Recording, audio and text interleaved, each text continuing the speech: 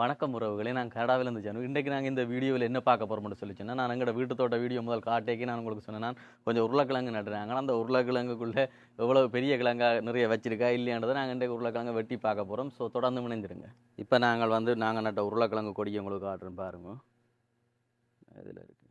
இதில் நாங்கள் 5 கிழங்கு வச்சுருக்கோம். இதில் 2, இங்கே 2 வச்சு கிடக்கு. எல்லாமா நாங்கள் ஒரு 5 கிழங்கு வச்சுருக்கிறோம். இந்த கிழங்குக்குள்ளே எத்தனை கிழங்கு வந்திருக்குன்னு சொல்லி வட்டி பார்த்த அப்புறம் தான் தெரியும், பெருசாக வந்திருக்கா இல்லை சின்னனா தான் இருக்கா என்னன்னு தெரியலை. இந்த கிழங்கு எங்கே நாங்கள் வாங்கி வைக்கிறோன்னு சொல்லி சொன்னால், நாங்கள் சும்மா சமைக்கிறதுக்கு இப்போ தமிழ் கடைகளில் நாங்கள் வாங்கி உருளைக்கிழங்கு சமைக்கிற நாங்கள் தானே அந்த கிழங்குல தான் எடுத்து நாங்கள் இதுக்கு நட்டுருக்கோம். அது முளைச்சி வரும். அது நிறைய உருளைக்கிழங்கும் வச்சிருக்கு. நாங்கள் முதல் முறை இதெல்லாம் வச்சு அப்படி வந்தது. இந்த முறையும் வச்சிருக்கோம்னு நம்புகிறோம். சில நேரங்களில் பெருசாக இல்லாமல் சின்ன சின்ன கிழங்குகளாக நிறைய இருக்கும். எதுக்கு நாங்கள் வெட்டி பார்த்தா தெரிய போகுது, பார்ப்போம். இப்போ இந்த உருளைக்கிழங்கு வெட்டுறாக்களுக்கு செய்கிறாக்களுக்கு தெரியும். முதல் இந்த கொடியை நாங்கள் வெட்டி அகட்டி போட்டு பிறகு தான் நாங்கள் கிழங்கை வெட்டுறது. இப்போ என்னோட அப்பா நிற்கிறார். இப்போ அப்பா தான் இதெல்லாம் செய்ய போகிறேன். நான் உங்களுக்கு அதை காட்டுறேன் பாருங்கள். இப்போ முதல் கொடியை அறுத்து நாங்கள் எறிய போகணும்.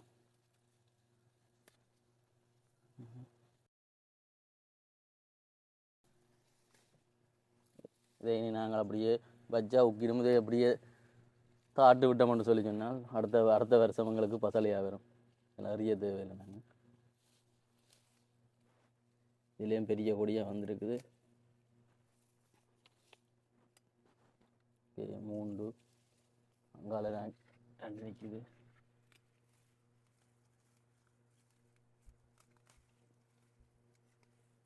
இல்லாமல் 5 இடத்த வச்சு கிடக்கு.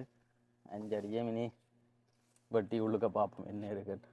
இது 1 2 3 4 5 இடங்கள் மட்டு கொஞ்சம் இது நிழலுக்கு நிற்கிறதால கொஞ்சம் இவ்வளோ வருமானு தெரியலை. பார்ப்போம். கொடி நல்லா வந்திருக்குது. ஆனால் வெயில் பட்ட குறைவு இங்காலான பார்ப்போம்.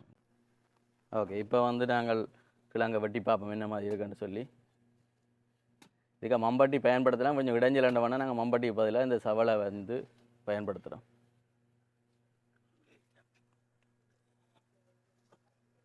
ஓ, 2 கிழங்கு வந்திருக்கு. இது கொடியே கொஞ்சம் சின்னதாக தான் நின்றது. இன்னும் இருக்கு மாதிரியில் பார்ப்போம். இதில் குறைவாக தான் இருக்கும் எனக்கு தெரிஞ்சு. ஓகே, அவ்வளோ தான் இதுக்குள்ள. இப்போ இதை பார்ப்போம்.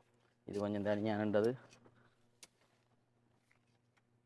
ஆளும் கிண்டாமல் கொஞ்சம் தள்ளித்தான் இதணும். வேண்டு சொன்னால் கிழங்கில் பேர்ந்து கொத்திடுவோம்ண்டாக்கா. ஊரில் மண்வெட்டியால் தான் வெட்டி சரிக்கிறவன்.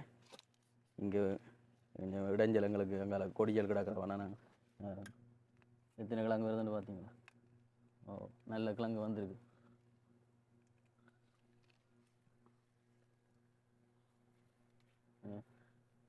பார்க்க கோழி முட்டை மாதிரி கிடக்கு கிழங்க பார்க்க. ஒரு ஒரு அடி லெவலாக வந்திருக்கு. அப்படி நான் கடைசியாக எல்லாத்தையும் சேர்த்து உங்களுக்கு காட்டுறேன். எத்தனை கிழங்கு வந்தான்னு பார்ப்போம். இதுக்கு இனி இல்லை.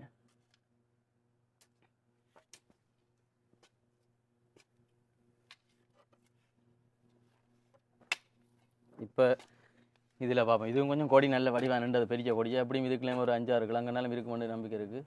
அங்கால ஒரு கிழங்கு சின்ன கிழங்கு போட்டுது காலுக்குள்ளே. ஓகே, இதுக்குள்ளே நிறைய கிடக்கு. குட்டி குட்டி கிழங்கும் இருக்குது, பெரிய கிழங்கும் இருக்குது. எல்லாம்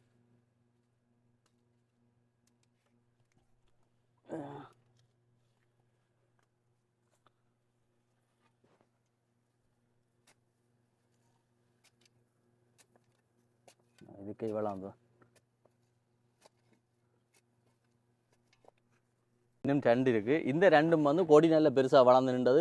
ஆனால் என்ன இதுக்கு ஒரு பிரச்சனைன்னு சொல்லிச்சுன்னா, வெயில் படையில் இங்கே பாகற் கொடியும் பைத்தங்கொடியும் நின்றதில் வெயில் பட்டது குறைவு. ஆனால் நல்ல கொடி நல்ல செழிப்பாக வந்து நின்றது. பார்ப்போம் இதுக்கு கிழங்கு எப்படி வருதுன்னு சொல்லி வெட்டி பார்த்தா தெரிய போகுது. பார்ப்போம்.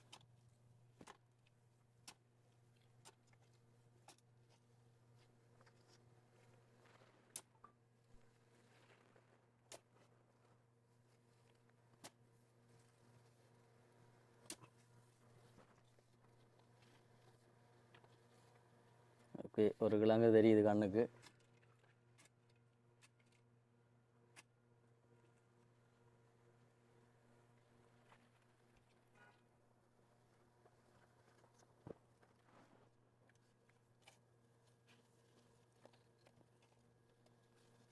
ஓகே, 3 கிழங்கு வந்திருக்கு.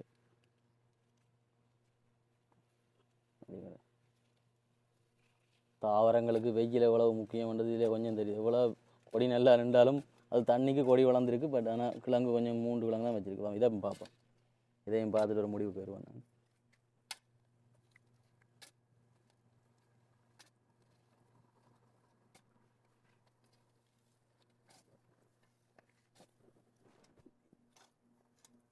இது நல்ல ஒரு பெரிய கிழங்கு வந்திருக்கு.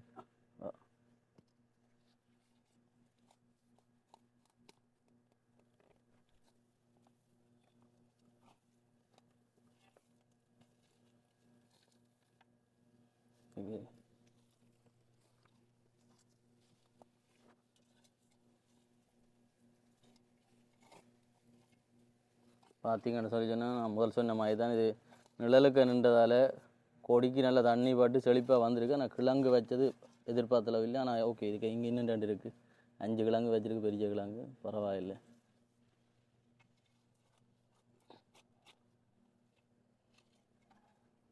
ஓ, இன்னும் இருக்குது 6 கிழங்கு. இதெல்லாம் வந்து இந்த அடியில் வந்தது. இன்னும் இருக்குன்னு பார்ப்போம். ஓ, இன்னும் இருக்கு. இந்த புதிய இலை தேடுற மாதிரி கிழங்கு தேட வேண்டியது. ஓ, எல்லாம் பெரிய கிழங்கு. இலையும் கொத்து விழுது. இந்த கிழங்கும் வந்து ஒரு அடியில் வந்தது. பரவாயில்லை, வெயிலை விட கொடி செடிப்பாக வந்தாலே காணும் போல இருக்கு. இதுக்கு வெயில் இந்த சைடு வெயில் படையுமா, ஒரு சைடு வெயில் தான் படையலை. ஆனால் நாங்கள் எதிர்பார்த்த விட இதுக்கு கிழங்கு நிறைய வந்திருக்குது. இந்த கிழங்கும் ஒரு அடியில் வந்தது. தின கிடக்குன்னு பார்ப்போம். 1 2 3 4 5 6 7 பெரிய கிழங்கும் 4 சின்ன குட்டி கிழங்கும் வந்திருக்கு. இவ்வளோ தான் அதுக்குள்ள. இதெல்லாம் வந்து ஒரு அடியில் வந்தது. இனி நாங்கள் எல்லா கிழங்கையும் எடுத்து பார்ப்போம். இவ்வளோ இல்லாமல் வந்திருக்குன்னு சொல்லி 5 அடி வச்சு நாங்கள் மொத்தமாக எத்தனை கிழங்கு வந்ததை பார்க்கலாம். இப்போ பாருங்கள், எவ்வளோ கிழங்கு இதுக்குள்ள வட்டி நாங்கள் நான் ஒட்டு மொத்தமாக காட்டுறேன் பாருங்க. இந்த கிழங்கும் நாங்கள் இன்றைக்கு அறுவடை செய்திருக்கோம். வச்சது வந்து 5 இடத்துல தான் வச்சது. 5 கிழங்கு எவ்வளோ கிழங்காக வந்திருக்குன்னு பார்த்தீங்களா. நாங்கள் ஒவ்வொரு டைனிங் எடுத்து கூடைக்குள்ள போடுவோம்.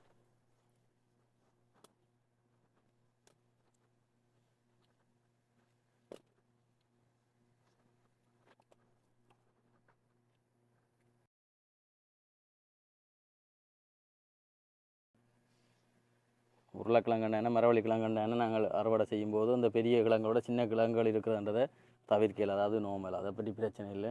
அதை நாங்கள் சந்தைக்கு நாங்கள் ஊரில் போடுறோன்னு சொன்னால் பெரிய கிழங்கை தவத்தி போடுவோம். சின்ன நிலை வந்து எறிவோம். இல்லாட்டி எங்களோட வேறு அந்த தேவைக்கு நாங்கள் பயன்படுத்தலாம். இது நாங்களே சமைக்கலாம். சின்ன குட்டி கிழங்கையும் பற்றி சமைச்சாலும் ஓகே. இந்த கிழங்கும் வந்து இன்றைக்கு நாங்கள் அறுவடை செய்தது. ஆனால் நான் உங்களுக்கு முதலே காட்டினான் 5 இடத்துல தான் நாங்கள் உருளைக்கிழங்கு நட்டுருந்தாங்க. பாருங்கள், 5 கிழங்கு இன்றைக்கு எத்தனை கிழங்கு வந்திருக்குன்னு சொல்லி இதெல்லாம் எண்ணி பார்க்கல, நிறைய கிழங்கு வந்திருக்குது. ஓகே, இப்போ வந்து நாங்கள் இந்த உருளைக்கிழங்கை பற்றி பார்த்தோம்னு சொல்லி சொன்னால் வந்து உருளைக்கிழங்கு நார்மலாக வந்து 3 மாத பயிர் வந்து நாங்கள் ஊரில் வந்து செய்கிற ஆக்களுக்கு தெரியும். உருளைக்கிழங்கு வந்து 3 மாத பயிர் தான். சில பேர் வந்து 2 மாதத்திலே வெட்டி வினமேனு சொல்லி சொன்னால் நல்ல விலை கூட போனால் 2 மாதத்திலே வெட்டியும் கொடுக்குறவே. இப்போ வந்து விலையை பொறுத்து தான் அதுக்கு வேந்த ஒரு கூடினது ஒரு 6 மாதம் வரைக்கும் விடலாம். ஆனால் சில கிழங்குகள் வந்து அழுகி போயிடும். இது வந்து நார்மலாக அதிൻ്റെ காலம் வந்து ஒரு 3 மாத பயிர் தான். அப்போ 3 மாதத்தில் வெட்டுறது. இது நாங்களும் வந்து இங்கே வச்சது வந்து ஒரு மே மாதம் எண்டில் வச்சு நாங்கள் கிட்டத்தட்ட ஜூன் மாதம் மட்டும் சொல்லிச்சு கிட்டத்தட்ட 3 மாதம் முடிஞ்சுது நாங்கள். அப்போ இதை வந்து இனி வந்து நாங்கள் இது அதே மாதிரி இன்னும் ஒரு 3 மாதத்துக்கு பழுதாகாமல் இருக்கும். ஊரில் வந்து நாங்கள் கிழங்கை வெட்டி போட்டு கொழும்புக்கு போடுறது எல்லாருக்கும் தெரியும். எங்கட இடத்துல எல்லாம் புத்தூரில் எல்லாம் வந்து நல்ல சிவப்பு மண்ணவர்க்கு இந்த பக்கம் எல்லாம் நிறைய ஆக்கள் செய்கிறவை நான் பார்த்துருக்கேன். அங்கே நேரம் நாங்களும் சில வருஷங்கள் நாங்கள் செய்திருக்கிறோம். உருளைக்கிழங்கு வெள்ளை மண்ணும் இல்லை, சிவத்த மண்ணும் இல்லை, கருப்பு மண் மாதிரி இருக்கும். ஏன்னா இங்கே வந்து மண்ணும் நாங்கள் பேருந்து வந்து அந்த மண்ணை வந்து மேலே போடுறது பசலையை வந்து இப்போ எங்கள் வீட்டில் இருக்கிற கழிவுகளை நான் முதல் வீடியோவில் சொன்ன மாதிரி வந்து எங்களோட வீட்டில் சாப்பாட்டு கழிவுகள் மற்ற வெளி இந்த புல் கழிவுகள் எல்லாத்தையும் நாங்கள் அவங்க எடுத்து போட்டு சிட்டி என்ன செய்ய முடியும் சொன்னால் அதை வந்து கொண்டே ஒரு பதப்படுத்தி போட்டு ரீசர்க்கில் திரும்ப வந்து ஒரு எரு மாதிரி கருப்பு கலரில் அது வந்து எல்லாம் இதாகிடும், கொம்பஸ்ட் ஆகி வந்து எரு மாதிரி குவிச்சு விடுவாங்க. போய் நாங்கள் எங்களுக்கு அந்த குறிப்பிட்ட நாளுகளில் சாட்டர்டேயில் வந்து சனிக்கிழமைகளில் வந்து ஒரு குறிப்பிட்ட மாதத்துலேருந்து இந்த மாதம் வரைக்கும் வந்து நாங்கள் போய் ஃப்ரீயாகவே அதை நாங்கள் எங்களுக்கு தேவையானதை எடுத்துக்கொண்டு வந்து நாங்கள் திரும்பவும் தோட்டத்துக்குள்ளே போட்டுட்டு நாங்கள் செய்கிறோம். இதுதான் இங்கே உள்ள இந்த பசலை என்ற நடைமுறை. அதெல்லாம் இந்த இப்படி கருப்பாக கிடக்கு. இது என்னென்னு மேலே இந்த கலர் மண் வந்து கருப்பு இல்லை, அது பசலை அப்படி மண்ணு நோம்பலாக ஒரு வெள்ளை அந்த கருப்பு மாதிரி தான் இருக்குது இங்கே தெல்மண் இந்த எங்கள் இடத்துல. இங்கேயும் வெவ்வேறு இடங்களில் வெவ்வேறு மாதிரி கொஞ்சம் கொஞ்சம் வித்தியாசப்படும். மண்ணும் வந்து சில பயிர்கள் வந்து இங்கே நான் அவதானித்த வரையில் வீட்டு தோட்டத்தில் வந்து சில பயிர்கள் வந்து சில மண்ணுக்கு வரும். இப்போ எங்களோட வீட்டுக்கு இந்த பைத்தங்கொடி வார மாதிரி மற்றது எங்களோட அத்தானாக்கள் மற்ற சித்தப்பாக்கள் எல்லாம் செய்யணும். அவைக்கு வந்து பைத்தங்கொடி நல்லா வாரது குறைவு. ஆனால் அவை வேறு புடலங்காயதெல்லாம் நல்லா செய்யணும் எங்களை விட, அது நல்லா வரும். அப்போ சில மண்ணுக்கு சில பயிர்கள் நல்லா வரும். இப்போ எங்களுக்கு இந்த பைத்தங்கொடி எப்போவுமே வந்து போன முறை இந்த சைடு வச்சுனாலும் இந்த முறை இந்த சைடு மாறி மாறி நாங்கள் வைப்போம். ஒவ்வொரு சைட்டுக்கும் எங்கே வச்சாலும் எங்களுக்கு நல்லா வருது. மற்ற அதோட எங்களுக்கு வெயில் படுறதும் கூட. பின்னுக்கு வந்து மரங்கள் ஒன்றும் இல்லை, அதால் இந்த இடத்துல வெயில் படக்கூடாது. சில வீடுகளில் வந்து மரங்கள் பின்னுக்கு இருக்கிறதால நிழல் படுறதால வாரதும் குறைவு. இதை வச்சு நாங்கள் இனி எங்களோட தேவைக்கு பயன்படுத்தலாம். இனி வேணுமெண்டா எங்களுக்கு சொந்தக்கார தெரிஞ்சாக்களுக்கும் கொஞ்சம் சந்தோஷத்துக்கு கொடுக்கலாம். இப்போ நாங்கள் எங்களோட வீட்டு தோட்டத்தில் வந்தேன்னு சொல்லியிருக்க ஒரு சந்தோஷம் அதில் கடையில் வாங்குறத விட. ஓகே, வேறு என்ன? இந்த வீடியோ உங்களுக்கு பிடிச்சிருந்தால் மறக்காமல் லைக் பண்ணுங்கள், கமெண்ட் பண்ணுங்கள், ஷேர் பண்ணுங்கள். எல்லாருக்கும் யனுசன் வேர்ல்டு என்ற யூடியூப் சேனலை சப்ஸ்கிரைப் பண்ணாதாக்கள் சப்ஸ்கிரைப் பண்ணி போட்டு பாருங்கள். அடுத்த வீடியோவில் உங்களை சந்திக்கிறேன். நன்றி, வணக்கம்.